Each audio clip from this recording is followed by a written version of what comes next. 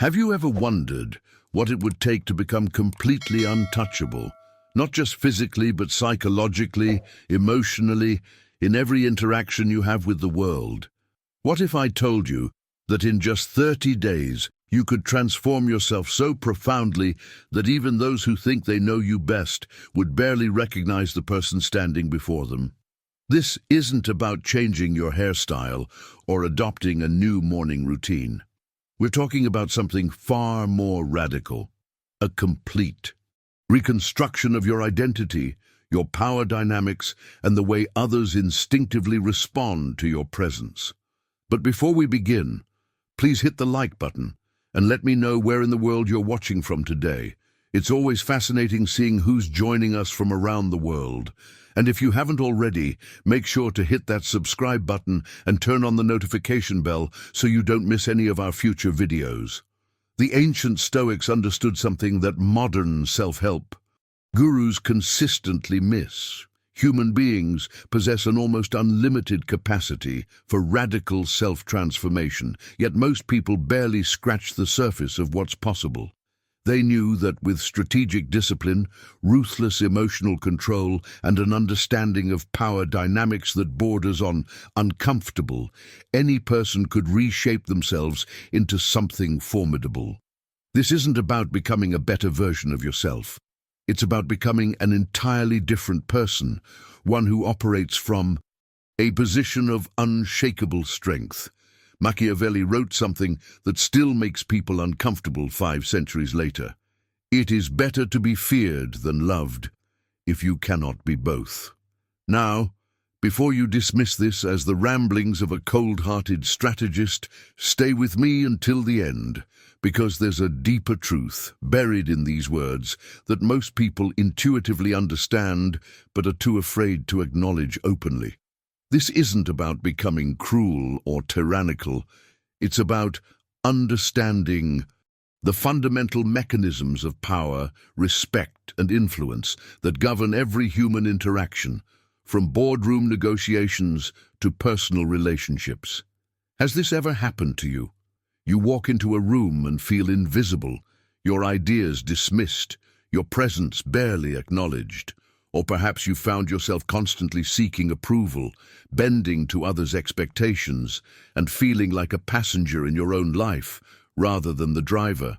What you're about to discover might surprise you, possibly even disturb you, because we're going to explore the intersection of dark psychology, Stoic philosophy, and strategic power dynamics. A combination so potent that it's been used by history's most influential figures to command respect, inspire loyalty, and build empires. Over the next 30 days, you'll learn to weaponize silence, master emotional sovereignty, and develop an aura of authority that requires no announcement. You'll discover why strategic withdrawal often holds more power than constant availability, and how to psychologically position yourself so that others naturally recalibrate their behavior around you. But here's what makes this transformation different from every other personal development program you've encountered. This transformation directly confronts one of the most destructive patterns that keeps talented people trapped in mediocrity: the relentless need for external validation. Think about how many decisions you've made this week alone, based not on what you actually wanted, but on what you thought others expected from you. How many times did you bite your tongue to avoid conflict, dilute your opinions to seem agreeable, or sacrifice your own interests to maintain harmony? This constant bending to others' expectations doesn't just make you powerless. It actively erodes your sense of self until you become a mirror reflecting everyone else's desires rather than a person with your own authentic direction. The hidden truth behind this addiction, is that most people are operating from the same place of insecurity, which means you're essentially seeking validation from individuals who are just as lost as you are. It's a cycle of the blind leading the blind, and breaking free requires something most personal development approaches won't tell you: a willingness to be misunderstood, to be temporarily disliked, and to stand alone while others adjust to your new reality. This is where the intersection of dark psychology and Stoic resilience becomes your secret weapon. You're not learning to manipulate others, you're learning to understand human nature so profoundly that social dynamics become as predictable as a chess game. When you grasp the fundamental drivers behind human behavior, the ego's desperate need for validation, the way people unconsciously test for weakness, the hidden hierarchies that form in every social setting, you gain a clarity that feels almost unfair. You start noticing patterns everywhere. You see the invisible strings people try to pull, the emotional games they play without even realizing it, and most importantly, you develop the capacity to respond strategically rather than reactively. This knowledge becomes your compass in navigating complex interpersonal situations, allowing you to maintain your center while others are thrown off balance by their own emotional turbulence. Now, I want to go even deeper into this topic by examining the historical evidence that these principles actually work. From the courts of Renaissance Italy, where Machiavelli observed power dynamics firsthand, to the elite military units that have used psychological warfare for centuries, these concepts aren't theoretical. They're battle-tested strategies that have shaped empires, built dynasties, and transformed ordinary individuals into legendary figures. The same principles that helped military commanders inspire unwavering loyalty and Renaissance politicians maintain control in treacherous environments are available to you right now. What's fascinating is that these strategies transcend time and culture because they're rooted in unchanging aspects of human psychology. The way people responded to displays of strength 500 years ago is fundamentally the same way they respond today because our basic psychological wiring hasn't changed. If you're starting to recognize these patterns in your own life, write in the comments, "I see the game now." The real separation between people who genuinely transform and those who endlessly consume self-help content without changing comes down to one factor: the willingness to sit with uncomfortable truths about themselves and the world around them. Most people would rather maintain comforting illusions than face the harsh realities that could actually set them free. They prefer believing that everyone is inherently good, that hard work always pays off, that being nice guarantees reciprocity. These narratives feel safe, but they're also the very chains keeping them trapped in patterns of disappointment and powerlessness. The journey toward becoming untouchable demands that you confront aspects of human nature that society has trained you to ignore. You'll need to acknowledge that some people will never respect kindness, that certain relationships are fundamentally extractive, and that the world often rewards strategic positioning over moral superiority. This doesn't mean becoming cynical or cruel. It means operating with clear-eyed realism instead of naive optimism. The discomfort you feel when confronting these truths isn't a sign you're on the wrong path. It's actually evidence that you're finally looking at reality without the filters you've been taught to apply. If this resonates with you and you want more content that cuts through the noise and gets to the real psychology of power and transformation, hit that subscribe button. This channel is for people who are done with surface-level advice and ready for the uncomfortable truths that actually create change. Imagine for a moment what your life would look like if you could walk into any room and command attention without uttering a single word. Picture yourself making crucial decisions from a place of strategic clarity rather than emotional reactivity, where your choices come from calculated assessment instead of fear or desperation. Envision building a life where other people's opinions become background noise rather than the soundtrack, determining your every move. This isn't fantasy, it's the natural result of combining ancient wisdom about power dynamics with modern psychological insights about influence and perception. But achieving this vision requires something most people aren't prepared to do. You must be willing to dismantle the identity you've spent years constructing, every behavior pattern that keeps you safe, every social strategy that's helped you fit in, every belief system that's made you feel comfortable. These all need to be examined and potentially discarded. This process of deconstruction feels dangerous because your current identity, even if it's limiting you, has become familiar. Your mind will fight to preserve it, creating elaborate rationalizations for why now isn't the right time or why this approach might be too extreme. Now, I want to go even deeper into this topic by addressing something that trips up most people attempting transformation. They're still trying to evolve while clinging to comfort. Real growth only happens when you recognize that discomfort isn't just an unfortunate side effect of change. It's actually the most reliable compass pointing toward your evolution. When something feels uncomfortable, that's usually your signal that you're pushing against the boundaries of your current identity, which is exactly where breakthrough happens. You must operate in a completely different paradigm, one where discomfort becomes welcomed rather than avoided, where the familiar starts feeling suspicious rather than safe. If this resonates and you're ready to stop chasing comfort, write in the comments, evolution over everything.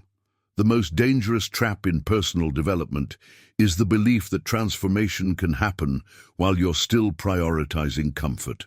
People collect strategies, watch countless videos, read all the books, yet nothing fundamentally changes because they're trying to evolve within the same comfort zone that created their current limitations. It's like expecting to build muscle without ever feeling the burn. The discomfort is the mechanism of growth, not an obstacle to it.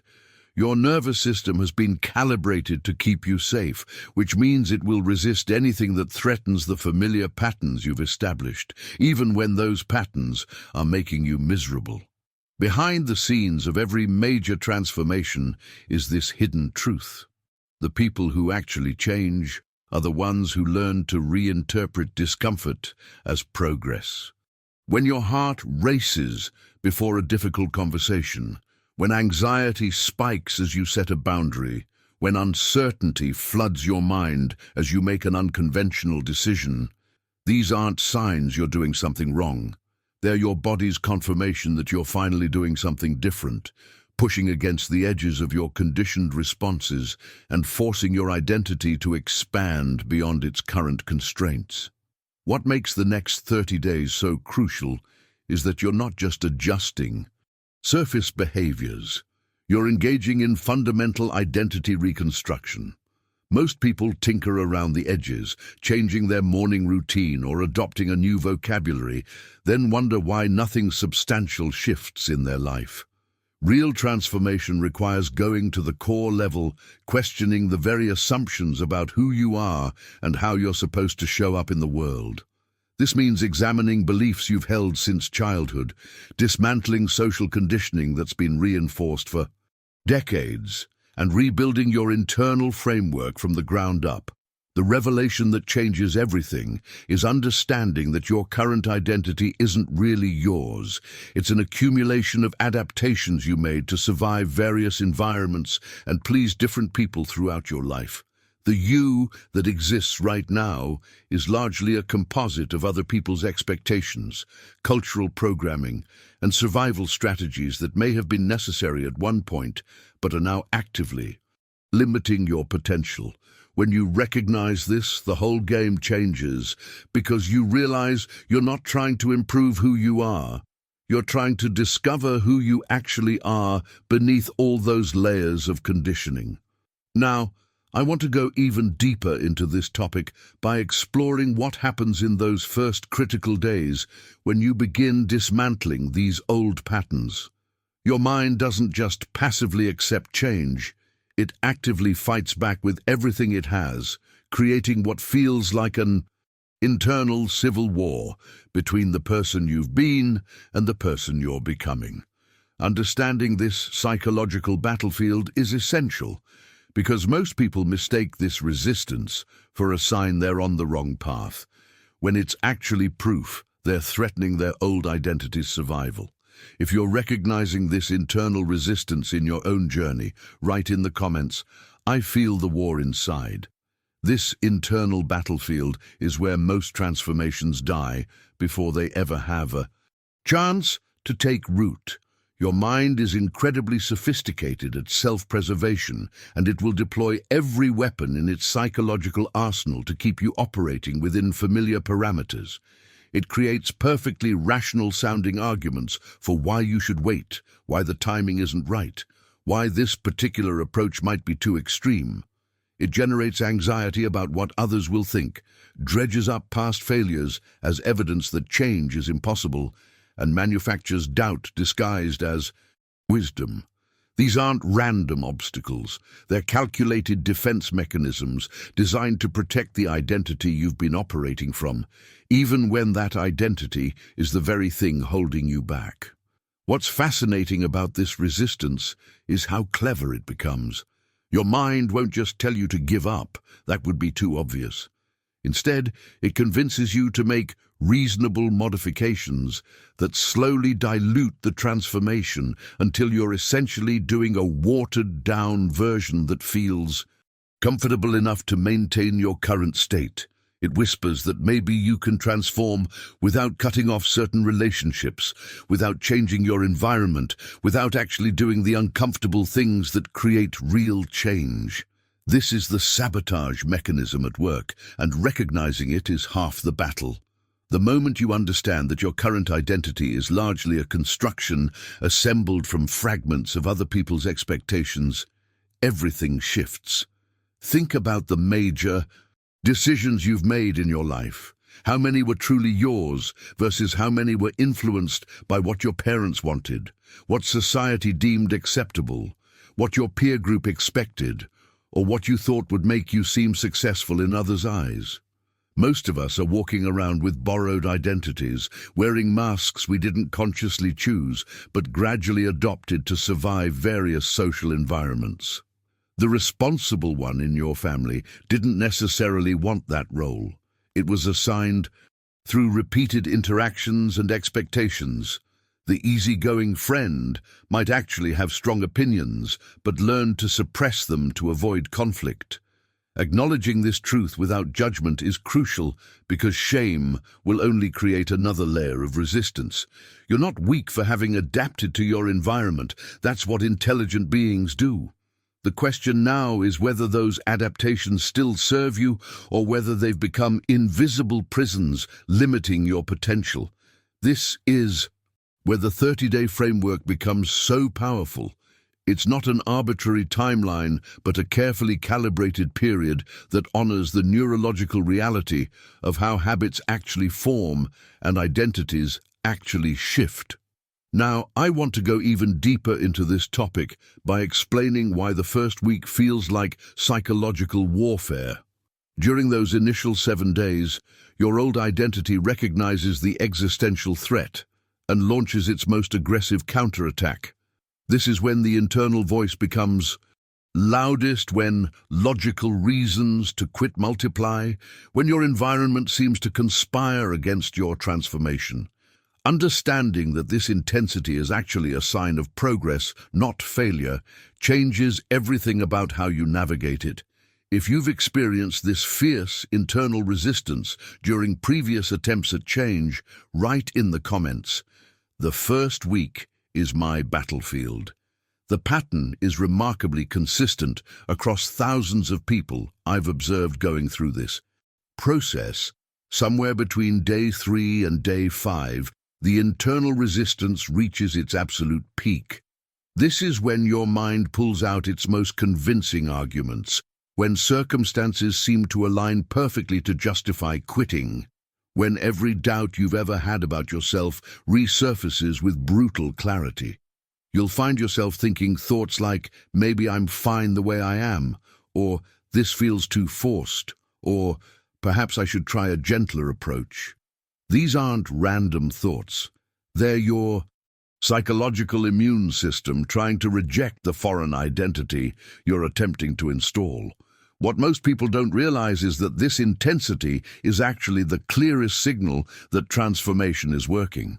Your old identity only fights this hard when it perceives a genuine threat to its existence. If you were just making superficial changes, there wouldn't be this level of internal warfare. The fact that your mind is throwing everything at you to make you stop means you're actually threatening the status quo in a meaningful way. Pushing through this threshold, not around it, not waiting for it to pass, but actively moving forward despite the discomfort, is what unlocks a sense of agency and personal power that most people never access because they retreat at this exact moment. Once you break through that barrier, something fundamental shifts in how you relate to yourself. You start recognizing that identity isn't this fixed, immovable mountain carved in stone. It's actually more like clay in your hands, shapeable and responsive to deliberate pressure.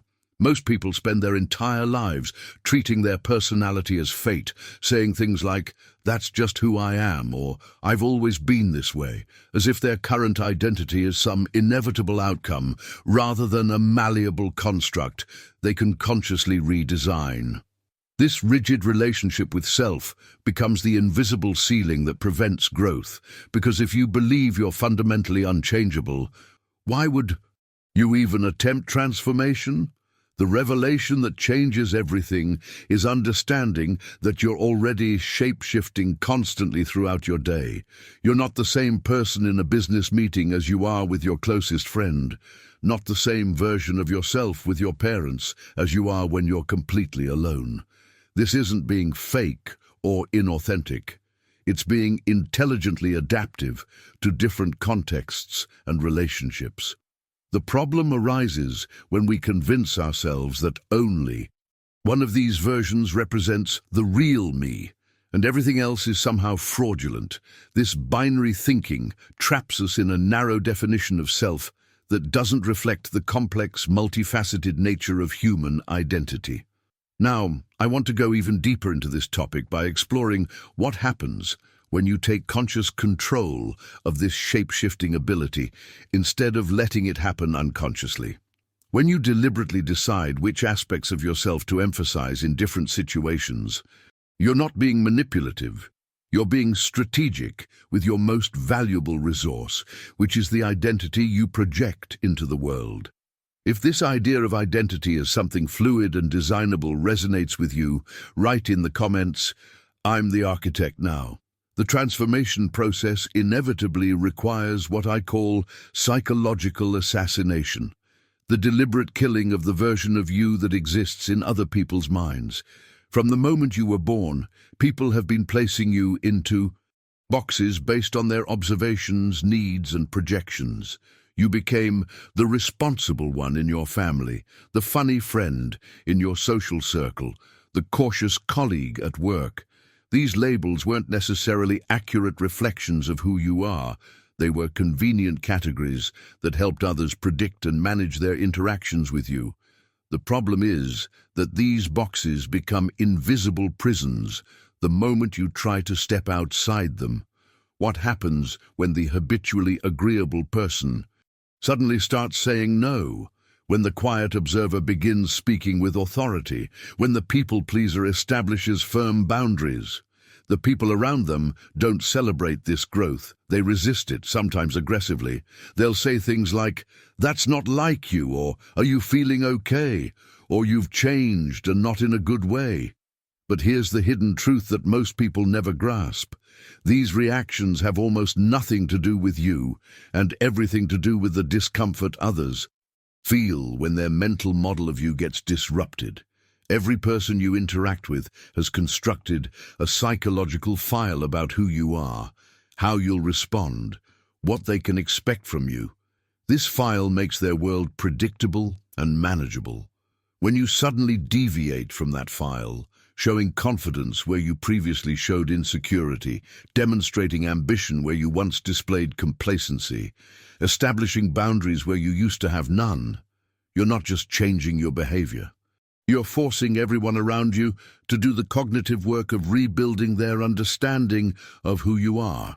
That recalibration process is uncomfortable, sometimes even threatening, because it destabilizes their comfortable assumptions. The natural human response to this discomfort is to push you back into your assigned box. They'll use guilt, confusion, subtle criticism, or even explicit demands that you return to normal. This is where most transformations collapse, not because the person attempting change lacks willpower, but because they mistake this external resistance for evidence that they're doing something wrong. They think, if everyone is reacting negatively, maybe I should reconsider. But the opposite is true. The resistance you encounter is actually confirmation that your transformation is real enough to threaten the social equilibrium you previously maintained. Now, I want to go even deeper into this topic by addressing the courage required to let these outdated versions of yourself die in others' perceptions. Your responsibility isn't to maintain everyone's comfortable illusion of who you are. It's to become who you need to be for your own evolution. This means accepting that some people will never update their mental file on you, that certain relationships were built on your old identity and can't survive your new one, and that growth sometimes requires you to outgrow the very people who thought they knew you best. If you're ready to stop performing for others' expectations, write in the comments, "Let the old version die." One of the most counterintuitive aspects of becoming untouchable is understanding that true power often manifests through strategic withdrawal rather than constant engagement. We live in a culture that equates availability with importance, where being constantly reachable is somehow conflated with being valuable or committed. But this is a trap that keeps you scattered, reactive, and imprisoned by the expectations of everyone who has access to your attention. Creating sacred spaces where you're completely unavailable, no notifications, no opinions, no external demands, isn't antisocial behavior. It's the necessary condition for developing the mental clarity to distinguish between who you actually are and who you've been conditioned to become. Think about how much of your mental energy gets consumed by managing other people's perceptions and responding to their inputs throughout the day. Every text message, every social media notification, every casual interaction is subtly reinforcing the identity that others expect from you. When you strategically disappear from these constant touchpoints, something remarkable happens. The noise quiets down enough that you can finally hear your own thoughts, your own desires, your own authentic responses to situations rather than the conditioned reactions you've developed to please or appease others. This intentional seclusion reveals insights that simply aren't accessible when you're constantly plugged into the social matrix. You start noticing how much of what you thought was your authentic personality was actually just skilled adaptation to external expectations. Most people become so proficient at reading rooms, adjusting their behavior, and meeting others' needs that they completely lose touch with their internal compass. They can tell you what everyone else wants, what would make others happy, what the socially appropriate response would be, but they have no idea what they themselves actually want or feel. Strategic withdrawal creates the necessary conditions for recalibration, allowing you to reset to factory settings before installing a new operating system. What's happening during this recalibration period isn't just psychological, it's neurological. Your brain is literally reorganizing its neural pathways, creating new connections at the cellular level while allowing old overused pathways to atrophy. Every time you consciously choose a response that aligns with your new identity instead of your old conditioning, you're strengthening specific neural circuits. The more consistently you practice this new way of being across different contexts, the more your nervous system begins recognizing it as your baseline rather than as a performance or temporary state. Now, I want to go even deeper into this topic by exploring what happens when you combine this neurological rewiring with the social dimension of transformation. Because it's one thing to change in isolation, but the real test comes when you re-enter your normal environment carrying this new identity and encounter people who are still operating from their old mental models of who you used to be. If you've experienced the power of strategic withdrawal in your own journey, write in the comments. Silence is my laboratory. There's profound wisdom in recognizing when your presence has become so constant that it's actually devaluing you. When you're perpetually available in spaces where you're undervalued, taken for granted, or treated as an afterthought, your silence, your strategic absence, becomes the most powerful message you can send, and it requires absolutely no words. This isn't about punishing others or playing manipulative games. It's about establishing personal boundaries and self-respect that communicate a fundamental truth. Your time, energy, and presence are valuable resources that shouldn't be freely given to those who don't. Recognize their worth. The space you create through withdrawal isn't empty. It's actually the container where your most significant transformation occurs. Think about it logically. Genuine evolution can't happen while you're constantly accessible to the same people, environments, and dynamics that shaped your old identity. Every interaction reinforces existing patterns. Every familiar conversation pulls you back into established roles. The energy drains that masquerade as relationships continue, depleting you as long as you remain available to them. Removing yourself from these spaces isn't abandonment, it's self-preservation and the creation of necessary conditions for becoming someone different. Nature demonstrates this principle with perfect clarity. When an animal is wounded or sick, it doesn't announce its condition to the world or explain its recovery process to anyone who'll listen.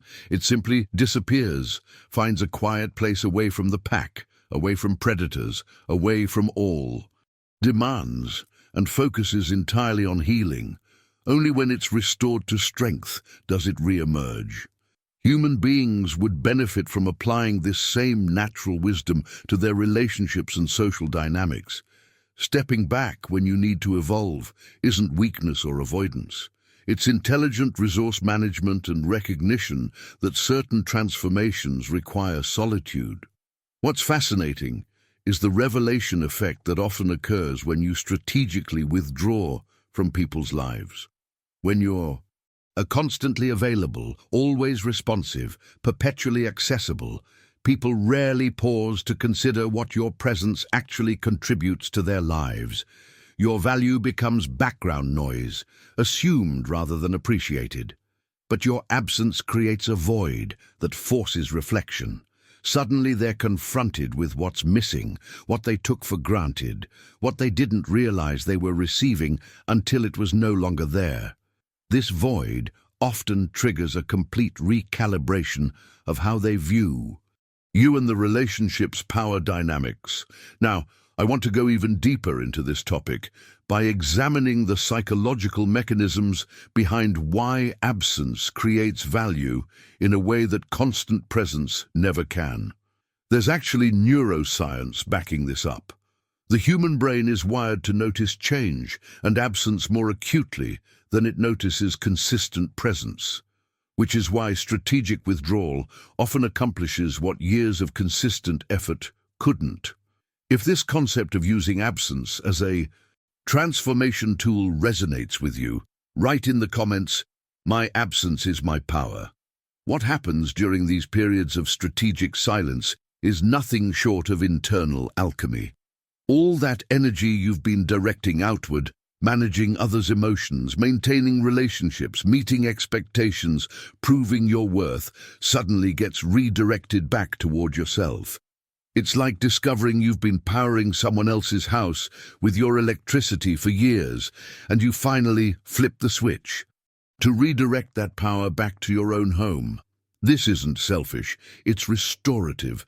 The space created becomes incredibly fertile ground for rediscovering parts of yourself that got completely neglected during periods of overgiving and constant availability. You start noticing interests you abandoned because they didn't serve anyone else's agenda. You reconnect with ambitions you suppressed because they seemed too bold or didn't align with who others expected you to be. You rediscover your actual preferences instead of the curated version you developed to avoid conflict or gain approval. This recovery of your authentic self doesn't happen through dramatic epiphanies. It emerges gradually as you spend time with yourself without the constant interference of external demands and expectations. Here's something most people never consciously realize, but respond to on a deep psychological level. They unconsciously respect people who maintain healthy boundaries far more than those who are perpetually available. Think about your own life. Who do you respect more? The person who drops everything whenever anyone needs them, or the person who has clear priorities and protects their time accordingly? The answer is obvious, yet we often operate as if being constantly available will earn us respect when it actually does the opposite. This respect isn't something you can demand or argue for. It's a natural response that emerges when someone has clearly established their worth through consistent actions rather than desperate words. The transformation into someone untouchable requires developing what I call cold psychology mastery, which is fundamentally about becoming unreadable. When people can't predict your reactions, they lose their ability to manipulate your emotions or strategically push your buttons. This isn't about becoming some emotionless robot disconnected from human feeling. It's about achieving emotional sovereignty, where you feel everything but control what you display. You stop being a puppet whose strings anyone can pull by knowing which words trigger which reactions. Now, I want to go even deeper into this topic by exploring how this emotional control fundamentally shifts every interaction you have. When you master the art of the strategic pause, when your face doesn't immediately broadcast your internal state, when people can't reliably predict whether you'll react with anger, sadness, excitement, or complete indifference, you've essentially removed their ability to control the dynamic through emotional manipulation. If you're working on developing this emotional sovereignty, write in the comments, "They can't read me anymore." This emotional stability you develop doesn't just protect you, it creates a powerful ripple effect that fundamentally changes how people relate to you. Human beings have a primal, almost magnetic attraction to those who remain composed under pressure. It's hardwired into our survival instincts because, throughout human history, the person who maintained clarity during chaos was the one most likely to make good decisions that kept the group alive. When everything around you is turbulent and you remain the calm center, people instinctively gravitate toward you, seeking that stability. They might not consciously understand why they suddenly respect you more or seek your opinion, but their nervous system recognizes safety in your presence. What makes this transformation even more profound is understanding that cold psychology isn't about suppressing emotions or becoming some detached observer. It's actually the deepest form of self-awareness you can develop. To control what you display externally, you must first develop an intimate understanding of your internal landscape. You need to know your triggers before they're pulled, recognize your vulnerabilities before they're exploited, understand your emotional patterns before they play out. This journey of self-examination reveals things about yourself you might have gone your entire life never noticing. The specific phrases that bypass your rational mind and trigger immediate reactions. The situations that make you defensive. The types of people who can still destabilize you. As you develop this awareness, something remarkable happens. You start catching the moment before the emotional surge, that split second where you can still choose your response rather than being swept away by automatic reactions. It's like watching yourself from a slight distance, observing your own patterns with curiosity instead of judgment. This isn't dissociation, it's conscious presence. And it's what separates people who are controlled by their emotions from those who have emotions but aren't controlled by them. The strategic pause becomes your most powerful tool in any interaction. Think about how much you reveal about yourself when you immediately react to something someone says. You're essentially showing your cards before the bet, telegraphing exactly where you're vulnerable, what matters to you, what can be used to influence your decisions. Every instant reaction is information given freely to whoever is paying attention. But when you deliberately pause before responding, even for just a few seconds, you create a window where you can assess the entire landscape of possibilities instead of just following your first impulse. Now, I want to go even deeper into this topic by examining what happens in high-stakes situations. When you've mastered this pause, the power differential becomes immediately apparent. You're operating from strategic clarity while others are operating from emotional reactivity, and that gap creates an almost unfair advantage in negotiations, conflicts, and any situation where composure translates to leverage.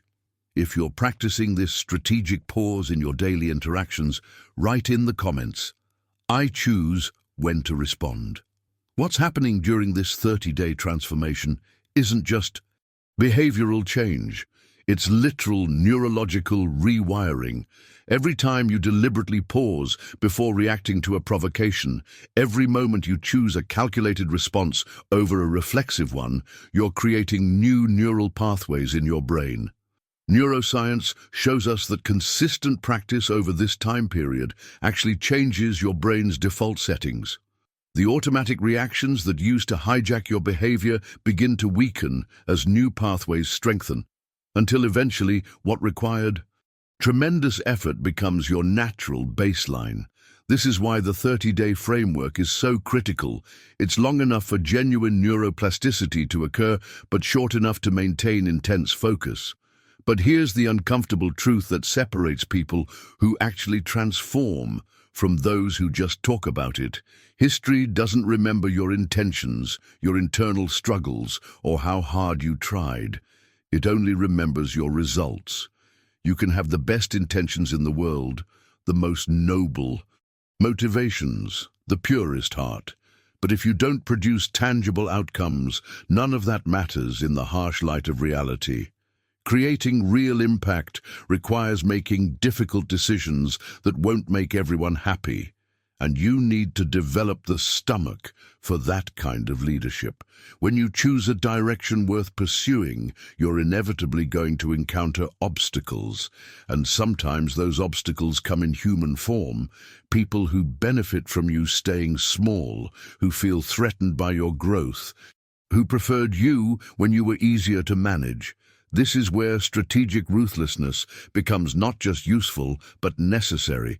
And I need to be clear about what I mean by ruthlessness, because it's not cruelty for its own sake. It's the willingness to prioritize long-term outcomes over short-term comfort, both for yourself and sometimes for others.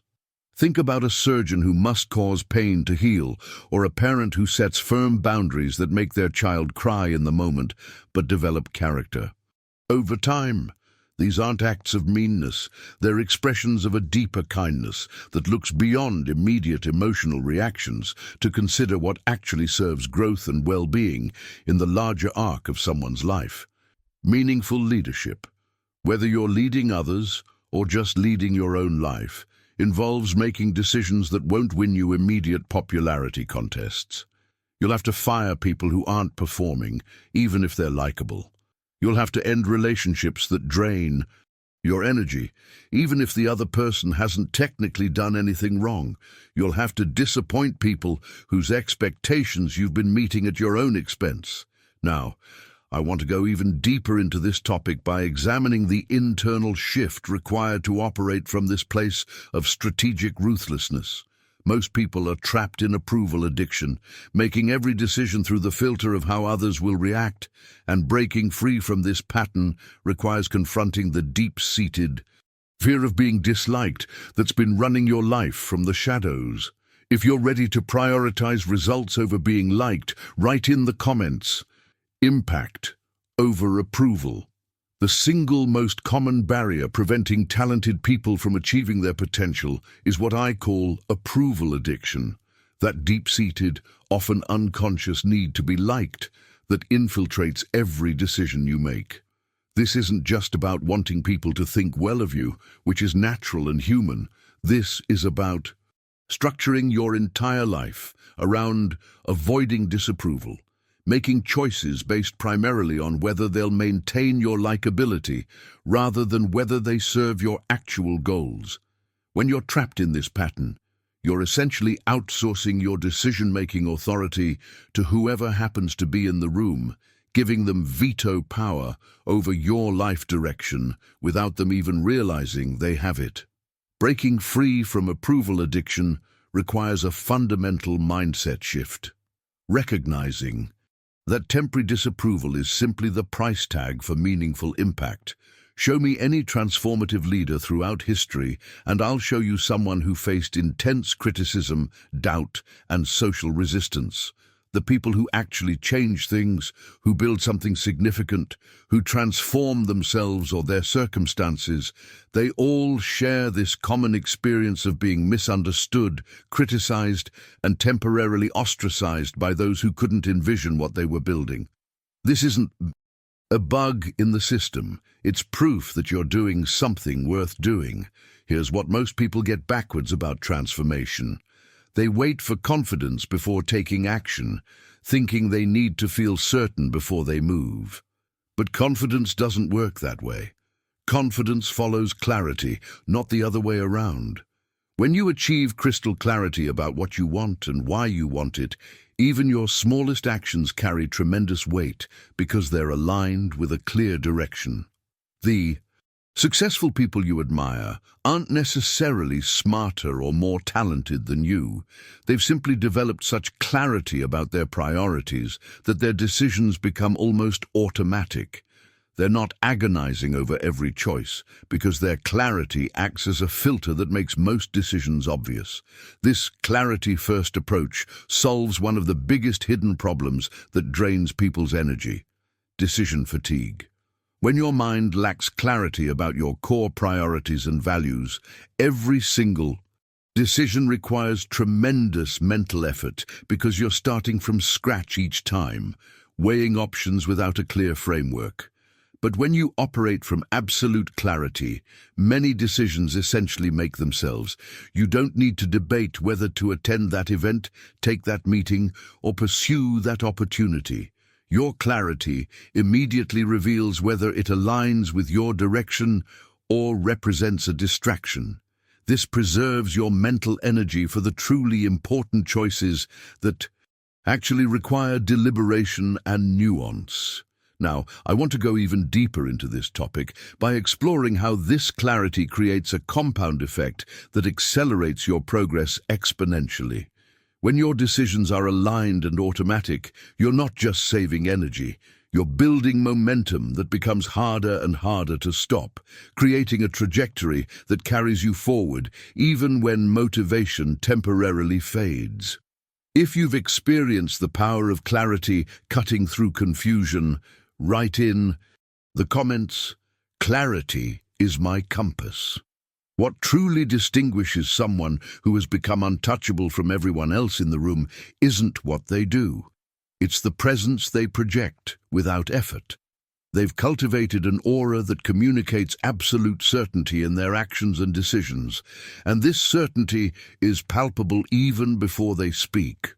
When someone approaches life with this kind of unwavering conviction, something fascinating happens in the social dynamics around them. Others instinctively recalibrate their expectations and behavior, unconsciously adjusting how they interact based on the psychological positioning this person has established. It's not about dominance or aggression. It's about occupying space with such self-contained authority that people naturally defer to it. One of the most underestimated aspects of commanding presence is the power of stillness.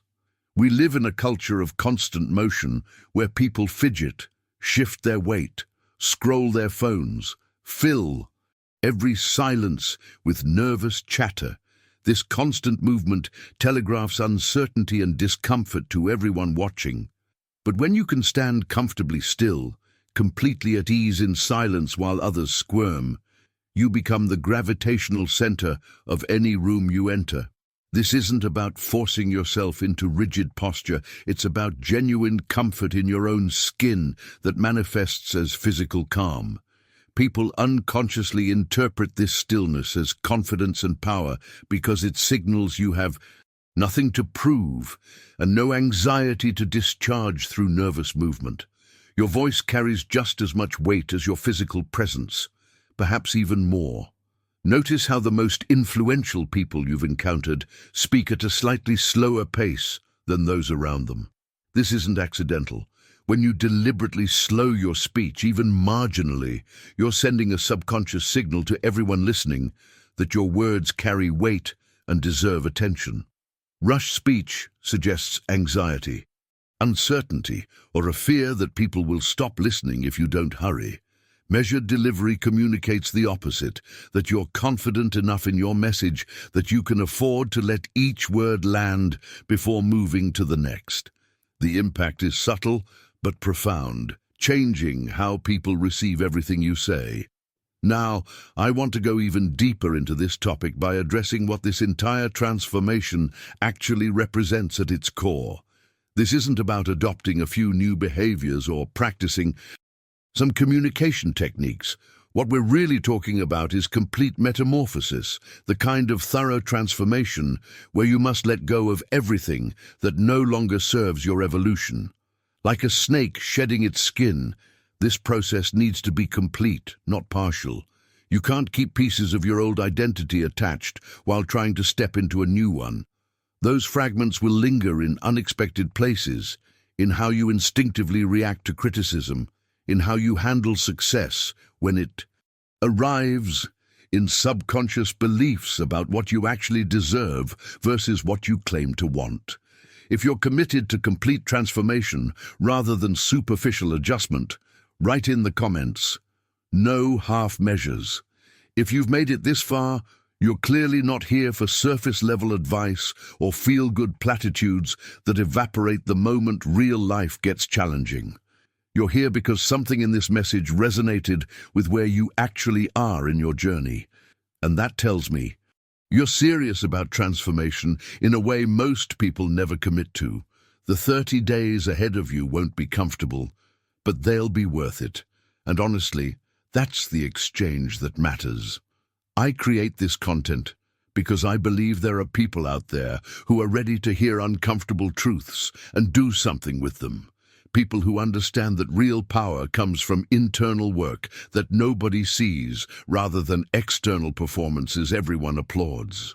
If that describes you, then subscribe to this channel because everything I put out here is designed for exactly that mindset.